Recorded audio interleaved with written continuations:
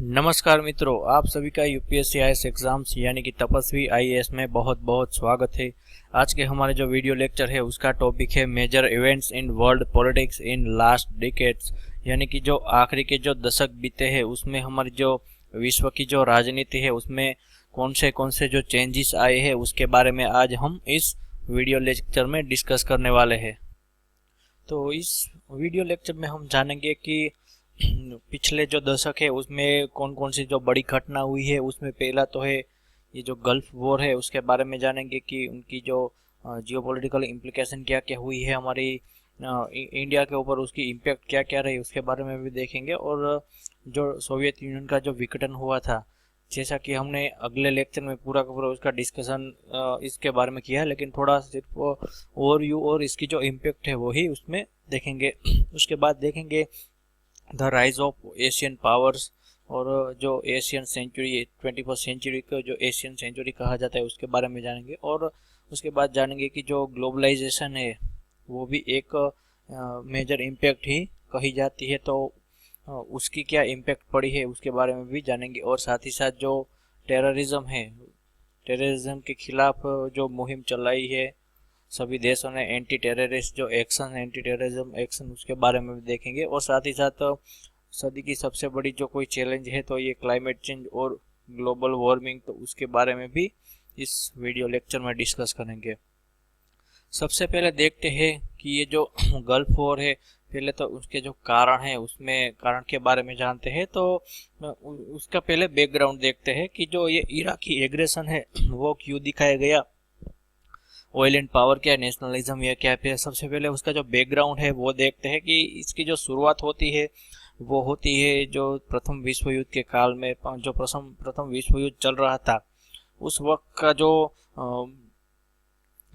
जो war front था उसमें ओटोमन एम्पायर है, उसने ये जो वेस्ट एशियन वाला, जैसा कि वेस्टर्न लोग कहते हैं कि जो मिडल ईस्ट कहते हैं, हम उसको वेस्ट एशियन कहते हैं, तो हमें भी उसमें इसको मिडल ईस्ट ही कहूँगा। ये मिडल ईस्ट का जो एरिया है जिसमें जॉर्डन है, इराक है और सीरिया, लेबनान, ये सब जो एरिया है उसको साइक्स पिको एग्रीमेंट, जो कि नवंबर और मार्च 1916 में जो ये तैयार किया गया था, किनके द्वारा, ब्रिटिश और फ्रेंच थे उनके द्वारा। जो ब्रिटिश के रिप्रेजेंटेटिव थे मार्क साइक्स और फ्रेंच के साइड से रिप्रेजेंटेटिव थे फ्रांकोइस जॉर्ज पिकोट, इन दोनों ने ये जो पूरा का पूरा मिडल ईस्ट है उनको डिवाइड कर लिया। इसी डिवीजन के चलते जो सद्दाम हुसैन ने जो इराकी एग्रेशन दिखाया कुवैत के ऊपर हमला करने का, जो कुवैत के ऊपर हमला किया, ये इसी के तहत था कि जो कुवैत है वो सालों से इराक का ही पार्ट रहा है। तो ब्रिटिशर्स ने क्या किया कि कुवैत, जहाँ का जो ऑयल की जो ऑयल की मात्रा है वो बहुत ही अच्छी थी, उनकी जो दूसरे ऑयल की तुलना में ये ऑयल काफ़ी अच्छा था, तो इसीलिए ब्रिटिशर्स ने ये एरिया है ये सब अपने पास रखा। और बाद में उसको इंडिपेंडेंस देके अपना जो कहे तो पपेट एमिर है उसको ये वहाँ पर रूल करने बिठा दिया। तो साइक्स पिको एग्रीमेंट के तहत ये जो है इराक और कुवैत, इन दोनों को डिवाइड किया गया, तो ये भी एक कारण है।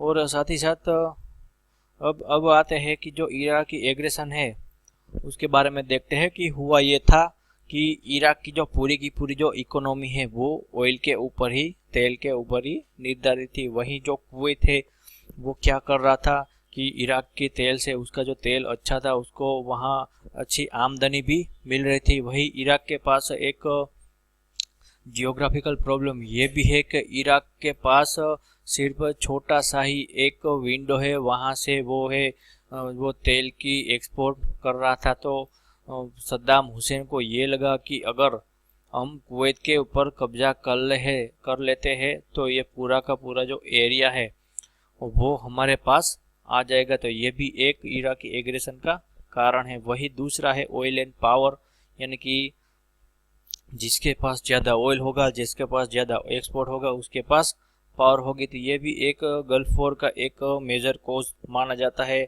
उसके बाद आता है इराकी नेशनलिज्म। इराक की जो रूलिंग पार्टी थी बाथ पार्टी, उसका जो नेशनलिज्म है, राष्ट्रवाद, यानी कि जो कुवैत सालों से हमारा हिस्सा रहा है, तो हम क्यों ना उसके ऊपर अटैक करके हमारा, जैसा कि सद्दाम हुसैन ने किया कि अटैक करके जो उसको अपना 20वां जो प्रांत बना लिया, उससे हम उसको प्रांत बना ले, तो ये भी एक कारण है उसको माना जाता है। और ये सब भी है क्योंकि जो जो पॉपुलेशन थी इराक की, उसमें जो शिया इस्लाम है वो डोमिनेंस करना था। उनकी पॉपुलेशन है तकरीबन 60% से ज़्यादा थी। वही सुन्नी मुस्लिम की जो पॉपुलेशन है वो 30 से 35% से ज़्यादा थी। तो ये भी एक एथनिसिटी भी एक कारण मानी जाती है, क्योंकि जो इस रीजन में सबसे बड़ा जो शिया का सपोर्टर है वो है ईरान, वही सुन्नी का जो सबसे बड़ा जो सपोर्टर है वो है सऊदी अरेबिया। तो ये भी एक इंटरनल पॉलिटिक्स भी इसी का एक जो कारण है वो मानी जाती है। और दूसरा उसके बाद एक जो कारण ये भी है कि जो ये डोमिनेंस है वेस्ट एशिया, पूरा का पूरा मिडल ईस्टर्न जो रीजन है, वहाँ पर सद्दाम हुसैन है वो अपना जो प्रभुत्व है वो मजबूत बनाना चाहते हैं। जैसा कि गमाल अब्देल नासर ने जैसा कि किया था कि जो पान अरेबिज्म का जो आइडिया उन्होंने दिया था कि सभी के सभी जो अरब राष्ट्र है वो एकजुट हो जाए, तो ये भी एक कारण था। सद्दाम हुसैन ये भी सद्दाम हुसैन भी इसी के प्रति अपने जो स्टेप है वो ले रहे थे। तो चाहे वो मिलिट्री, उसके लिए मिलिट्री एक्शन भी लेना पड़े तो वो लेना चाहते। तो ये भी एक जो कारण है गल्फ वॉर का वो माना जाता है। और फाइनली जो ये इराकी इन्वेजन है कुवैत के ऊपर, इराक का जो हमला है, वो ही सबसे बड़ा कारण है इसका। इसकी शुरुआत कब होती है? अगस्त 1990 में, जब इराक है उसने कुवैत के ऊपर, कुवैत है उसका जो पार्ट है, माफ कीजिएगा, पूरा का पूरा जो कुवैत है उसने एनेक्स कर लिया, अपना 20वां प्रांत ही घोषित कर लिया। जैसा कि आपने काफी बार सुना होगा कि इसी की वजह से ये पूरा का पूरा जो गल्फ वॉर है वो छिड़ गया था। तो ये इराक है उसने क्या किया कि 2 अगस्त 1990 में जो सद्दाम हुसैन है उसने ऑयल रिच जो कुवैत है उसके ऊपर अपना हमला कर दिया। तो इसी से क्या हुआ कि अमेरिका और जो ब्रिटेन जैसे जो राष्ट्र है वो उन्होंने उनकी चिंता होने लगी कि अब जो कुवैत है वो भी सद्दाम हुसैन के पास आ गया है। तो सद्दाम हुसैन पूरे west Asian middle eastern region में सबसे पावरफुल लीडर बन गए हैं। उनकी पावर है वो सबसे ज़्यादा दूसरे देशों जो कि अमेरिका और वेस्टर्न ब्रिटिशर्स के जो अलाइड राष्ट्र है उसकी तुलना में सबसे ज़्यादा इनकी हो गई थी। साथ ही साथ जो पूरा का पूरा जो मिडल ईस्टर्न रीजन था वो उसमें उस वक्त इराक की जो आर्मी थी सबसे ज़्यादा पावरफुल आर्मी थी। तो ये भी एक जो कारण है वो माना जाता है। और इसी के तहत जो सद्दाम हुसैन है उन्होंने क्या किया कि अगस्त 1990 में इराक के ऊपर जो हमला कर लिया, तो इसी तब सद्दाम हुसैन को अमेरिका और दूसरे जो वेस्टर्न राष्ट्र है उनके द्वारा उनको धमकियां मिलने लगी कि आप ये जो कुवैत वाला एरिया है वो खाली करें, लेकिन उन्होंने ऐसा नहीं किया। तब प्रेसिडेंट बुश, जो कि अमेरिका के जो प्रेसिडेंट थे उस वक्त, उन्होंने एक जो ऑपरेशन है उसको खाली कराने का, जो कुवैत को आज़ाद मुक्त लिबरेट कराने का जो ऑपरेशन लॉन्च किया उसको कहते हैं ऑपरेशन डेजर्ट शील्ड और ऑपरेशन डेजर्ट स्टॉर्म। उसी के तहत इस ऑपरेशन में जो यूएस आर्मी है वो लीड कर रही थी। जो एक कोएलिशन बना 34 राष्ट्रों का, उसको और साथ ही साथ यूनाइटेड नेशंस के भी जो ट्रूप थे, ये मिलकर तकरीबन 5 लाख से ज़्यादा जो ट्रूप्स है उन्होंने कुवैत को आज़ाद कराने के लिए उसके ऊपर हमला कर दिया। तो ये जो ऑपरेशन है ये आपको याद रखना है, ऑपरेशन डेजर्ट शील्ड और ऑपरेशन डेजर्ट स्टॉर्म। तो इसी के तहत क्या हुआ कि ये जब इन्होंने हमला किया तो सद्दाम हुसैन ने क्या करा कि पहले तो उनके ऊपर हमला होने दिया और अपनी जो पूरी की पूरी जो आर्मी है वो ख़त्म ना हो जाए, इसीलिए पूरा का पूरा जो कुएं थे वो वैसे ही ख़त्म कर, जो वैसे ही सिर्फ अपने जो ट्रूप्स है वो वापस बुला लिए। उन्होंने कभी भी मिलिट्री कन्फ्रंटेशन नहीं किया। तो इसी के तहत बाद में जो जॉर्ज बुश है उन्होंने चाहा कि सद्दाम हुसैन को डिपोज करना ही होगा, तभी जो वेस्ट एशियन रीजन है उसमें स्टेबिलिटी आएगी, क्योंकि सद्दाम हुसैन का जो प्रभुत्व है वो बहुत ही ज़्यादा था। तो ये भी एक कारण है। उसके बाद देखते हैं जो आउटकम्स है, गल्फ वॉर की जो इम्पैक्ट है वर्ल्ड के ऊपर क्या पड़ी उसके बारे में देखते हैं। जो इनकी काफ़ी सारी ऐसी जो इफेक्ट है वो हुई है, जिसमें सबसे पहली आती है ह्यूमन लाइफ। जो गल्फ वॉर में जो कैजुअलिटी हुई थी वो भी काफ़ी ज़्यादा थी। उसमें तकरीबन इराक के 3000 से ज़्यादा, कुवैत के 1000 से ज़्यादा, और यूएसए ने भी अपने यूएसए और ब्रिटेन के जो मिलिट्री एक्शन हुई थी उसमें 1500 से ज़्यादा जो है वो उनके जो सैनिक है वो मारे गए थे। और दूसरी कहा जाए तो जो दूसरी डैमेज है वो कुवैत के ऊपर ज़्यादा हुई, उनके इकोनॉमी काफ़ी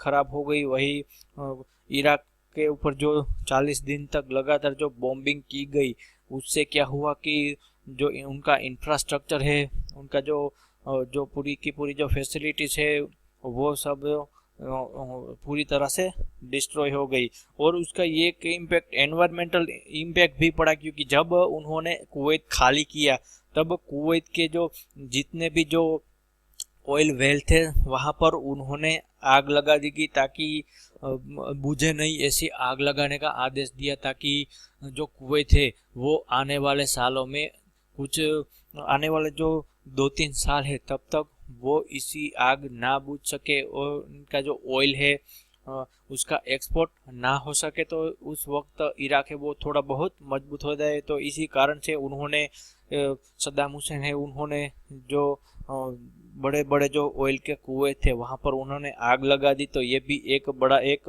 एनवायरमेंटल डैमेज हुआ है। साथ ही साथ उनकी एक जो पॉलिटिकल इफेक्ट है वो भी पड़ी है कि जो सद्दाम हुसैन की जो हार हुई है, उन्होंने जैसे हार तो नहीं हुई ऐसा तो हम नहीं मानते, क्योंकि ना तो सद्दाम हुसैन की गद्दी गई, ना ही जो इराक है वो थोड़ा वीक हो गया।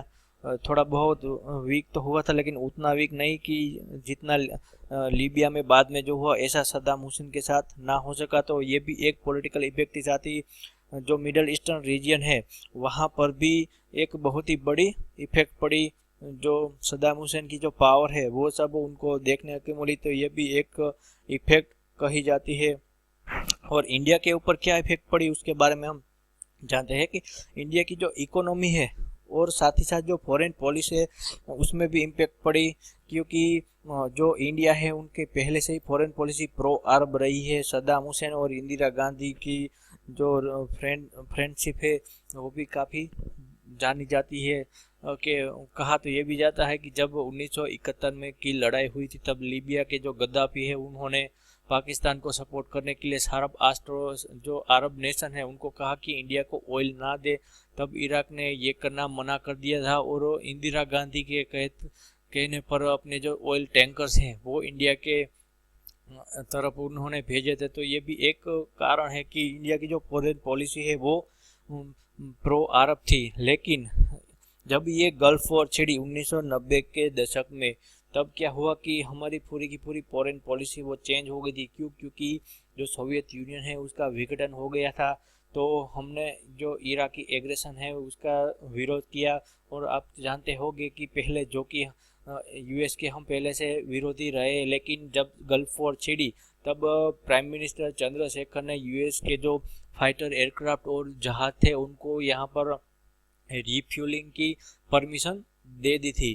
तो ये भी हमारी जो फॉरेन पॉलिसी है उसमें भी एक चेंजेस देखने को मिला है। साथ ही साथ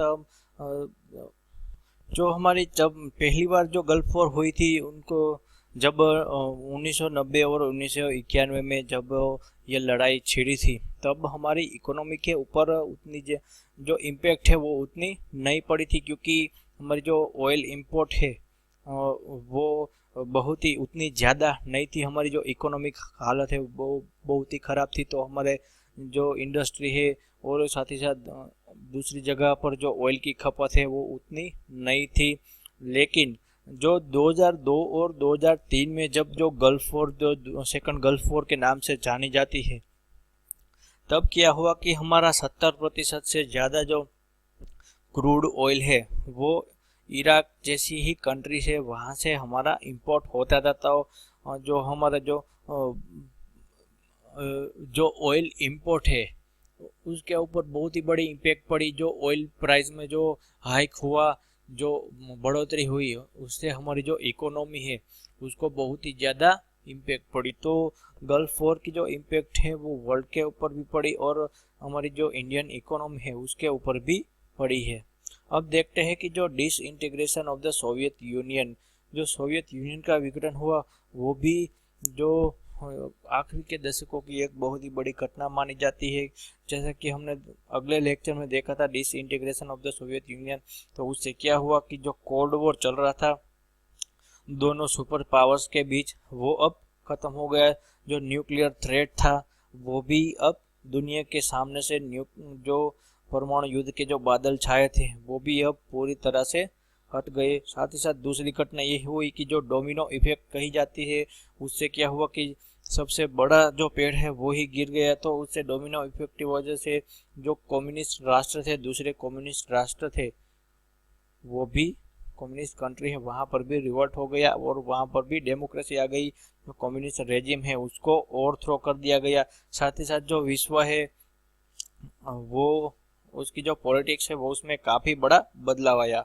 जो पहले जो विश्व था जो दो ध्रुव में बटा हुआ था, जो नाटो और वॉर्सो पैक्ट जैसे मिलिट्री ब्लॉक हो या फिर वेस्ट और ईस्ट जैसे जो कहा जाए तो जो टर्म है, और उससे भी बटा हुआ था। लेकिन अब क्या हुआ कि सोवियत यूनियन के विघटन से अब जो विश्व है वो यूनिपोलर वर्ल्ड बन गया, क्योंकि जो दूसरी सुपर पावर ही यूएसए को चैलेंज कर सके उतनी सुपर पावर ही नहीं रही। तो उससे क्या हुआ कि यूएसए का जो प्रभुत्व हेजीमनी है उसकी शुरुआत हो गई।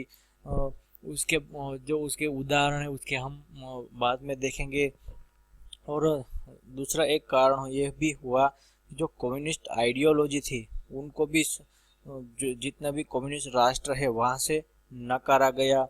जो ईस्टर्न यूरोप के जो कम्युनिस्ट कंट्री है उन्होंने ही ये जो कम्युनिज्म है उनको त्याग दिया और साथ ही साथ जो डेमोक्रेसी है, कैपिटलिज्म है, उनको अपनी इकोनॉमी में शामिल कर दिया। तो जो ये एक कहा जाए तो जो साइकोलॉजिकल इम्पैक्ट है और इंटेलेक्चुअल इम्पैक्ट है वो भी पड़ी है, वो भी हम कह सकते हैं कि जो कम्युनिस्ट आइडियोलॉजी है और जो सोशलिज्म और उनकी जो स्टेट क्राफ्ट और फिलोसॉफी ऑफ स्टेट क्राफ्ट थी, और साथ ही साथ जो इकोनॉमिक पॉलिसी है कम्युनिस्ट इकोनॉमिक पॉलिसी, वो भी पूरी की पूरी तरह है डिक्लाइन कर गई। उनकी जो आइडियोलॉजी है उनको कोई देशों ने नहीं नकारा है। साथ ही साथ जो ग्लोबलाइजेशन है, इसी दौर में ग्लोबलाइजेशन को बूस्ट मिला, क्योंकि जो टेक्नोलॉजिकल रिवॉल्यूशन जो हुआ है, जैसे कि इंटरनेट की खोज वो इसी सब समय में हुई थी। तो कि जो ग्लोबलाइजेशन है उसमें एक काफ़ी बड़ा बूस्ट मिला है, क्योंकि इसी के समय जो टेक्नोलॉजिकल एडवांसमेंट है वो हुई, और मोबाइल फ़ोन्स है, साथ ही साथ जो टेलीविज़न है, वर्ल्ड वाइड वेब है, ये भी सब इसी के दौरान हुई थी। तो ये भी एक जो कारण है वो माना जाता है। और वेस्ट का जो प्रभुत्व है उसकी शुरुआत भी कह सकते हैं। उसकी हमारे ऊपर क्या इम्पैक्ट पड़ी, हमारी जो फॉरेन पॉलिसी है उसमें काफ़ी चेंज आ गया। जो तब प्रधानमंत्री जो नरसिंह राव थे उनको रियलाइज़ हुआ कि अब जो कि रियल पॉलिटिक और रियलिज्म पर बिलीव करते थे, उनको लगा कि अब हमें जो विकास करना होगा तो हमें मनी और टेक्नोलॉजी का जो ज़रूरत है वो वेस्ट और यूएसए ही पूरी कर सकता है। तो पहले जो हम सोवियत यूनियन की तरफ जो इनके पाले में थे, अब हम थोड़ा बहुत कहा जाए तो प्रो वेस्ट और प्रो सोवियत, हमारी जो माफ़ कीजिएगा प्रो यूएसए जो फॉरेन पॉलिसी है वो अब होने लगी। तो इसी के तौर पर जो इसी टाइम के ही दौरान अमेरिका के जो राष्ट्रपति है बिल क्लिंटन, उन्होंने ही भारत का दौरा किया और हमारे साथ जो रिलेशन है, हमारे साथ के जो इकोनॉमिक रिलेशन है उसमें भी काफ़ी बड़ा बूस्ट आया। और दूसरा एक मेजर चेंजेस ये आया कि जो एलपीजी रिफॉर्म्स लाए गए, जो इकोनॉमिक लिबरलाइजेशन के जो रिफॉर्म्स लाए गए, वो भी एक बहुत ही बड़ा कारण माना जाता है डिसइंटीग्रेशन ऑफ सोवियत यूनियन के बाद। क्योंकि जब हमें इन देशों के साथ जो इकोनॉमिक रिलेशन बनाने हैं तो हमारी जो इकोनॉमी है उसको हमें फ्री करना होगा। जो गवर्नमेंट का जो कंट्रोल है इकोनॉमी के ऊपर वो थोड़ा कम करना होगा। तो इसी के तौर पर ये इकोनॉमिक लिबरलाइजेशन है वो लाए गए। और इसी समय के दौरान हमारे जो इजराइल के साथ जो रिलेशन है उसमें सुधार होने की शुरुआत कही जा सकती है। इजराइल के साथ जो अभी तो हमारे रिलेशन काफ़ी अच्छे हैं, लेकिन इनकी शुरुआत होती है सोवियत यूनियन और कोल्ड वॉर के अंत के समय ही इनकी शुरुआत होती है। अब देखते हैं जो ग्लोबलाइजेशन है उसके बारे में जानते हैं कि जो ग्लोबलाइजेशन, पहले तो देखते हैं कि जो ग्लोबलाइजेशन है वो क्या है। ग्लोबलाइजेशन यानी कि जो टेक्नोलॉजिकल, पॉलिटिकल, इकोनॉमिकल, फाइनेंशियल और जो कल्चरल एक्शंस है, people to people, nation to nation, ये इनको कहा जाए जो कि वर्ल्ड है वो ज़्यादा से ज़्यादा इंटरकनेक्टर और इंटर डिपेंडेंट रहने लगा। तो इसी को ही ग्लोबलाइजेशन कहते हैं कि। और साथ ही साथ जो बिजनेस वर्ल्ड में कहा जाए तो ट्रेड और जो इन्वेस्टमेंट फ्लो और करेंसी एक्सचेंज है, और साथ ही साथ जो मल्टीनेशनल कॉरपोरेशन है, एफटीएस जो साइन होते हैं, जो बायलेटरल एग्रीमेंट साइन होते हैं, ये सब जो है वो ग्लोबलाइजेशन की ही देन कही जा सकती है। और साथ ही साथ जो जैसा कि हमने पहले डिस्कस किया कि जो टेक्नोलॉजिकल एडवांसमेंट है उसमें भी बढ़ोतरी मिली। साथ ही साथ जो मोबाइल फ़ोन्स है और साथ मेनली कहा जाए तो जो इंटरनेट है उसने ग्लोबलाइजेशन में सबसे ज़्यादा कंट्रीब्यूशन दिया है। क्योंकि वर्ल्ड वाइड वेब से ही जो बिलियंस ऑफ पीपल है, लाखों लोग, करोड़ों लोग वर्ल्ड वाइड वेब से एक दूसरे के साथ जुड़ गए हैं। जो कंपनियां है वो भी एक दूसरे के साथ जुड़ गई है। ग्लोबलाइजेशन से साथ ही साथ जो दूसरे देशों की जो सरकार है एक दूसरे के साथ उनके जो रिलेशन है वो भी काफ़ी मजबूत हो गए थे, क्योंकि कम्युनिकेशन आसान हो गया है। तो इसी से ही जो फॉरेन पॉलिसी है उसमें भी एक बहुत ही बड़ा हम बदलाव कह सकते हैं। और अभी देखें तो अभी तो पूरा का पूरा जो विश्व है वो एक ही जाल में बुना हुआ है, ऐसा भी हम कह सकते हैं। कि कहीं पर भी कोई भी इंसिडेंट होता है तो टेलीविज़न से, इंटरनेट से हमें यहाँ पर पता लग सकता है। और साथ ही साथ दूसरे देशों में हमारे जो इंडियन डायस्पोरा है वो रह रहे, वो इंडिया के साथ इसी के तहत वो कनेक्ट रहते थे। और जो ग्लोबलाइजेशन हुआ है तो जो हमारी जो इकोनॉमी है वो भी दूसरे देशों के साथ जुड़ गई है। तो ग्लोबलाइजेशन की इफेक्ट में देखें तो सबसे बड़ी जो इफेक्ट हमें देखने को जो मिली है उनकी नेगेटिव इफेक्ट वो है 2008 का जो फाइनेंशियल क्राइसिस है। जैसा कि हमने देखा कि जो ग्लोबलाइजेशन है उससे हमारी जो इकोनॉमी है वो एक दूसरे के साथ इंटरडिपेंडेंट हो गई थी। हमारी जो एक्सपोर्ट है, इंपोर्ट है, उस ग्लोबलाइजेशन है काफ़ी जो इंपोर्ट एक्सपोर्ट काफ़ी प्रभावित हुआ है। लेकिन पहले ही हमने इसी जो ग्लोबलाइजेशन की वजह से जो क्राइसिस देखी है, जिसमें 1970 में जो ओपेक ऑयल क्राइसिस है, और साथ ही साथ 1980 में जो यूएसए में जो क्राइसिस आई थी वो, और साथ ही साथ अब एशिया में ही देखें तो 1990 के दशक में जो एशियन फाइनेंशियल क्राइसिस आई थी, तो उससे हमारी जो इकोनॉमी है वो उतनी बहुत अफेक्ट नहीं हुई थी। लेकिन 2008 में परिस्थिति ये थी कि हमारी जो इकोनॉमी है वो ओपन हो गई थी। उदारीकरण की वजह से जो हमारी इकोनॉमी है वो इंटरडिपेंडेंट और इंटरकनेक्टेड ज़्यादा हो गई थी। दूसरे देशों के साथ हमारे जो इकोनॉमिक रिलेशन है वो बढ़ रहे थे। और साथ ही साथ हुआ ये भी था कि यूएसए है उसके साथ जो हमारे ट्रेड रिलेशन है वो काफ़ी ज़्यादा बढ़ गए थे। लेकिन जब फाइनेंशियल क्राइसिस हुई,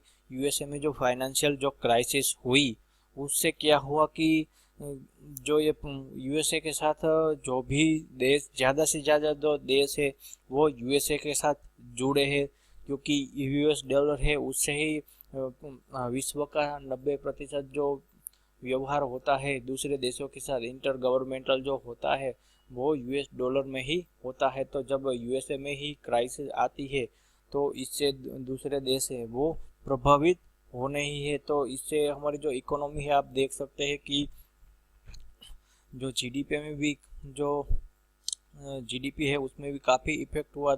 2007 और 2008 के जो फाइनेंशियल ईयर है उसमें आप जो देखें उसमें जो जीडीपी है उसमें भी कितना चेंजेस आया, इंडस्ट्रियल प्रोडक्शन में कितना चेंजेस आया, जो बीएसई इंडेक्स है, इन्फ्लेशन है, एक्सपोर्ट ग्रोथ है वो भी कितनी गिर गई है, ये भी आप देख सकते हैं। साथ ही साथ जो हमारा फॉरेन एक्सचेंज जो फॉरेन रिजर्व है वो 309 बिलियन डॉलर था, तो उससे घटकर 250 बिलियन डॉलर की जो हमारी खोट है वो हुई थी। साथ ही साथ जो कैड है करंट अकाउंट डेफिसिट उसमें भी बहुत ही बड़ा चेंज आया था। तो कहने का मतलब ये है कि ग्लोबलाइजेशन है उसकी पॉजिटिव इफेक्ट है, साथ ही साथ उनकी नेगेटिव इफेक्ट भी देख सकते हैं कि जब एक देश जो पूरी की पूरी तरह जो गिर जाता है तो उसकी इफेक्ट है वो आजू बाजू के जो राष्ट्र है उस पर पड़ेगी, साथ ही साथ जो दूर के राष्ट्र हैं उनको भी पड़ेगी, क्योंकि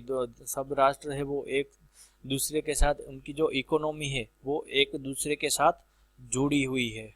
वही उसी के दौरान जो वैश्विक इकोनॉमी की बात करें तो जो ग्रोथ रेट है वो 3% रहा है। वही 2009 में है वो काफ़ी गिर कर आ गया था 0.8%, और 2010 में ये है फिर से अपनी जो रूटीन जो ग्रोथ है 3% वहाँ पर आ गया था। साथ ही साथ जो एडवांस इकोनॉमिक कही जाती है यूके की, जर्मनी की, जापान की, उनकी भी इकोनॉमिक काफ़ी बहुत कह सकते हैं कि काफ़ी अफेक्ट हुई थी। तो ये भी एक जो ग्लोबलाइजेशन है उसे ये भी एक कारण माना जाता है।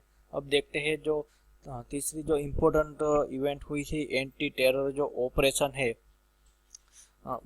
उसमें बदलाव कब आया कि उसमें बदलाव आया जो 9/11 का जो अमेरिका के ऊपर जो हमला हुआ उससे क्या हुआ कि विश्व और साथ ही साथ अमेरिका को टेररिज्म के बारे में पता चला कि टेररिज्म क्या है। साथ ही इंडिया तो सालों से ही ये जो टेररिज्म है वो झेलता आ रहा था, लेकिन वैश्विक तौर पर देखें तो टेररिज्म को इतना सीरियसली नहीं लिया जाता था। लेकिन जब 9/11 का जो ट्विन टावर के ऊपर जो अटैक हुआ तो उससे अमेरिका साथ ही साथ पूरे विश्व को और यूएन को पता चला कि टेररिज्म है वो कितना भयंकर हो सकता है। तो ये भी एक बहुत ही बड़ी इवेंट मानी जा सकती है।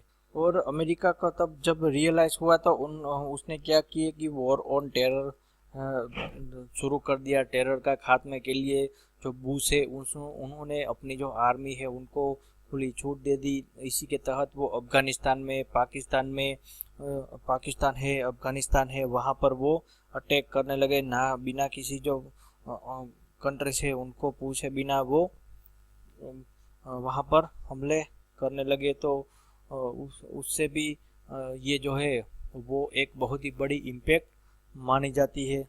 साथ ही साथ जो यूएन है उसमें भी जो बदलाव है वो देख सकते हैं कि यूनाइटेड नेशन सिक्योरिटी काउंसिल ने एक जो काउंटर टेररिज्म कमेटी है और साथ ही साथ जो counter terrorism committee executive directorate है उसकी स्थापना ये जो यूएस के ऊपर जो हमला हुआ है उसके बाद ही ये सब हुआ है।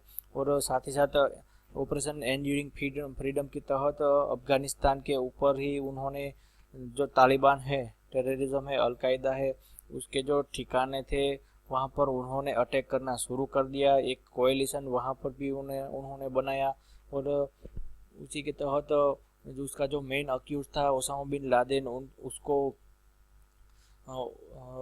नेवी सील ने पाकिस्तान के एबोटाबाद है वहाँ पर मार गिराया। तो ये भी वॉर ऑन टेरर है, ये उसका एक बहुत ही बड़ा कारण है। और साथ ही साथ इम्पैक्ट इंडिया के ऊपर क्या पड़ी कि जो इंडिया ने जो टेररिस्ट अटैक झेले हैं अभी तक, चाहे वो 1993 का बॉम्बे अटैक हो या 2001 का पार्लियामेंट अटैक और आखिर में जो 26/11 का जो हमला हुआ था, उससे हमारी काउंटर टेररिज्म ऑपरेशन है उसमें भी काफ़ी बड़ा जो रोल है वो प्ले किया। और ये सब हमले कौन करवाता था? ये सब थे लश्कर तैयबा है, जैसे मोहम्मद है, हरकतुल मुजाहिदीन है और हरकतुल जिहाद है, जमियतुल मुजाहिदीन, ऐसे जो टेररिस्ट आउटफिट है, ये सब है वो इन्होंने ही ये सब इन तरह के जो टेररिस्ट अटैक है वो हमारे ऊपर किए हैं। तो हमारी जो पॉलिसी है उसमें काफ़ी बड़ा बदलाव आ गया है। जो इंडिया है वो पहले से ही टेररिज्म के खिलाफ अपनी आवाज़ उठाता रहा है, चाहे वो 1996 में जो 1996 है तब जो international convention on suppression of terrorism का जो ड्राफ्ट लाया था जनरल असेंबली में, वो भी इंडिया ने उनको उसमें सपोर्ट किया था कि जो स्टेट है वो टेररिज्म को सपोर्ट करता है उसके साथ कैसे डील करे, ये उसमें ड्राफ्ट में दिया गया था। साथ ही साथ जो 1997 में जो ह्यूमन राइट एंड टेररिज्म है, जो कि बाद में 1999 में उसको यूएन जनरल असेंबली द्वारा एडॉप्ट किया गया, वो भी इंडिया द्वारा लाया गया था। साथ ही साथ 2000 में इंडिया ने एक जो comprehensive convention of international terrorism का जो ड्राफ्ट है वो जनरल असेंबली में डिस्कशन के लिए रखा गया है। और साथ ही साथ इंडिया ने 2002 में जो resolution on hostage tracking air और साथ ही साथ जो वेपन्स ऑफ मास डिस्ट्रक्शन, जो कि ऐसे टेररिस्ट नेशंस के हाथ में ना है, उसके ऊपर एक जो ड्राफ्ट रिजोल्यूशन लाया गया था वो भी उसने सपोर्ट किया। और साथ ही साथ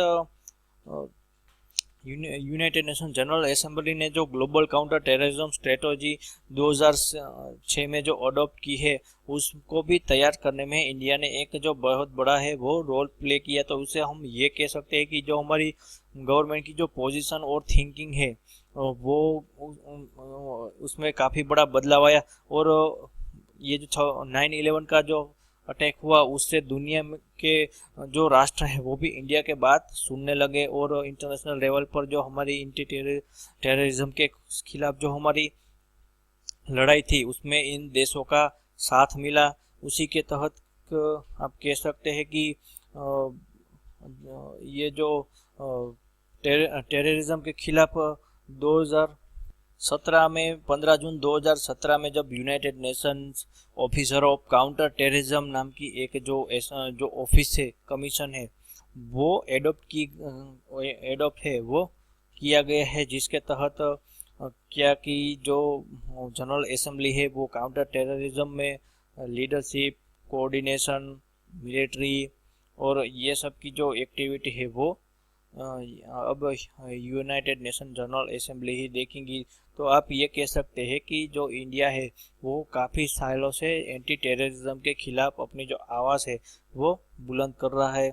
अब देखते हैं एशियन सेंचुरी, वो भी एक बहुत ही बड़ा इंसिडेंट और इवेंट है वो मानी जाती है। क्योंकि जो 21वीं सदी है उसको एशियन सेंचुरी भी कह सकते हैं, क्योंकि हम जो 21वीं सदी में देखें तो इसी के दौरान चाइना है, साथ ही साथ इंडिया, ये दोनों के दोनों जो बड़े राष्ट्र है उसका मिलिट्री देखे और साथ ही साथ जो इकोनॉमी है उसमें काफ़ी बड़ा एक राइज आया है, एक बहुत ही बड़ा उछाल आया है।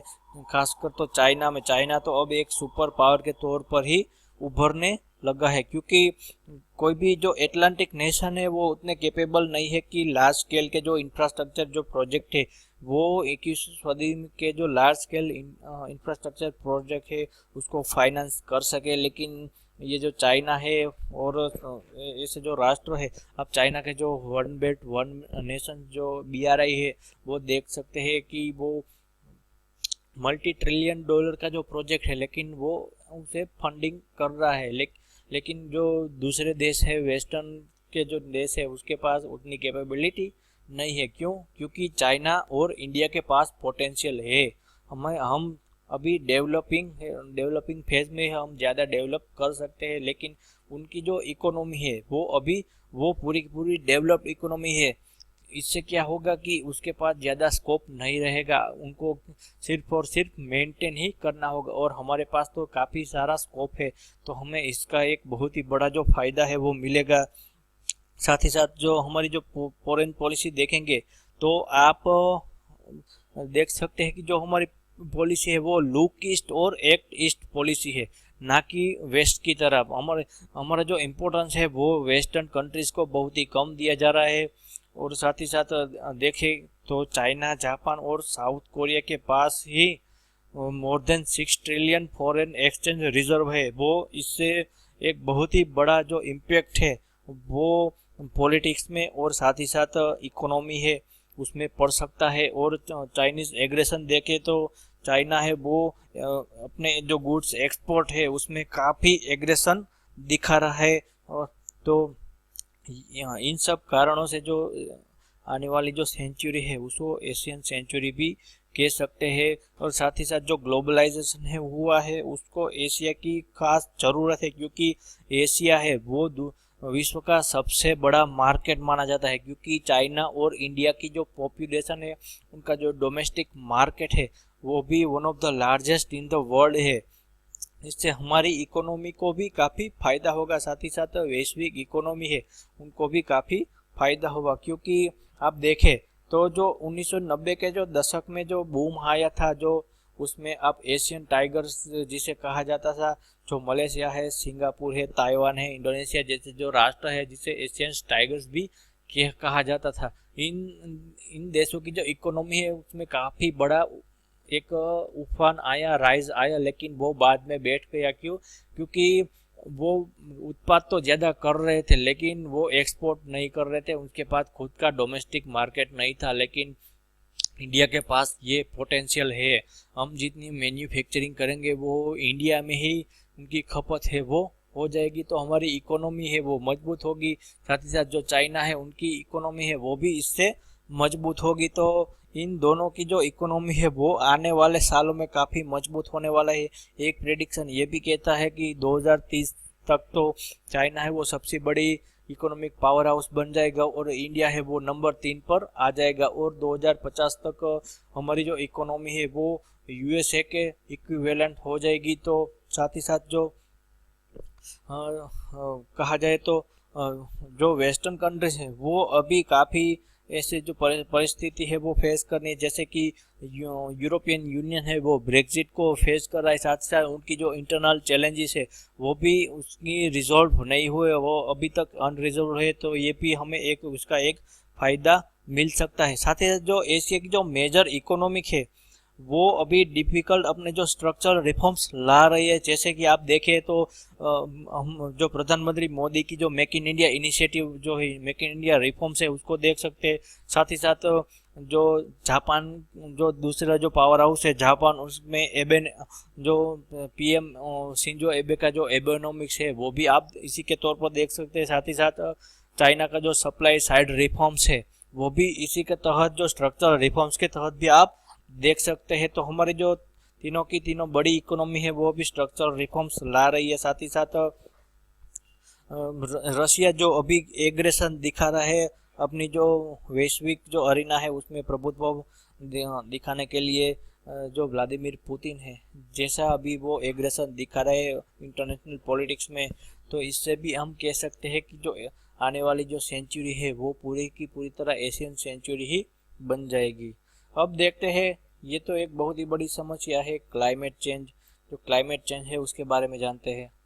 पिछले जो 2-3 दशक गुजरे हैं उसमें क्लाइमेट चेंज और ग्लोबल वार्मिंग के प्रति जो सारे जो वैश्विक नेता है, साथ ही साथ जो वैश्विक राजनीति है उसमें भी काफ़ी बड़ा बदलाव आया है। अब क्लाइमेट चेंज को सीरियसली सब जो लोग हैं वो लेने लगे हैं, साथ ही साथ एग्री भी करने लगे हैं कि अब हमको जो एक्शन है वो लेना ही पड़ेगा, और अपने जो कार्बन एमिशन है साथ ही साथ अपना जो पॉल्यूशन है उसमें भी कंट्रोल लाने के लिए वो सारे के सारे जो देश है वो सहमत होने लगे हैं।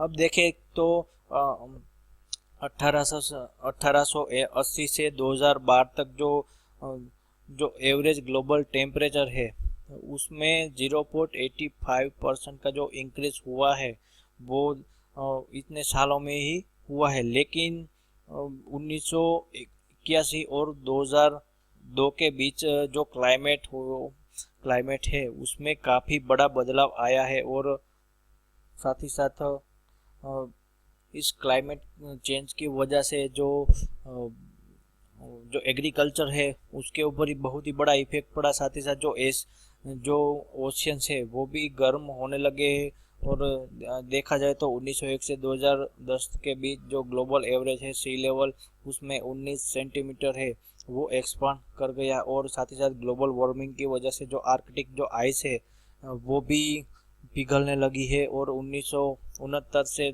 देखे तो एक 1 मिलियन किलोमीटर स्क्वायर जो आइस है वो इसी दशक में हम लॉस्ट कर चुके हैं। इसी से ये जो ओशियंस है उसकी जो सी लेवल है उसमें भी काफ़ी बड़ा बदलाव आया है।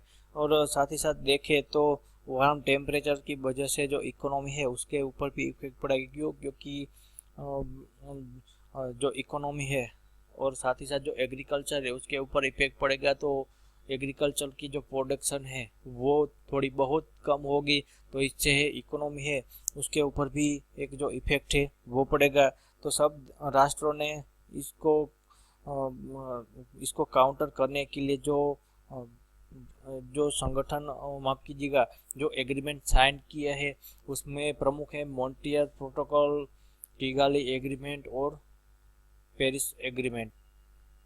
सबसे पहले तो ये देखते हैं कि जो ये United nation framework convention on climate change है 1992, ये एक कह सकते हैं कि एक ब्रॉड अम्ब्रेला है जिसके तहत ये जो कोपेनहेगन एकोर्ड 2009 में साइन किया वो आता है, Paris agreement 2015, Kyoto protocol 1997, Bali action plan 2017, Durban platform for enhance action 2012, ये सब है वो इसी के तहत आते हैं। और इन सब का काम ये है कि ये जो क्लाइमेट चेंज है उसको कैसे कम किया जाए, कैसे उनको जो टेम्परेचर है उसको कम किया जाए।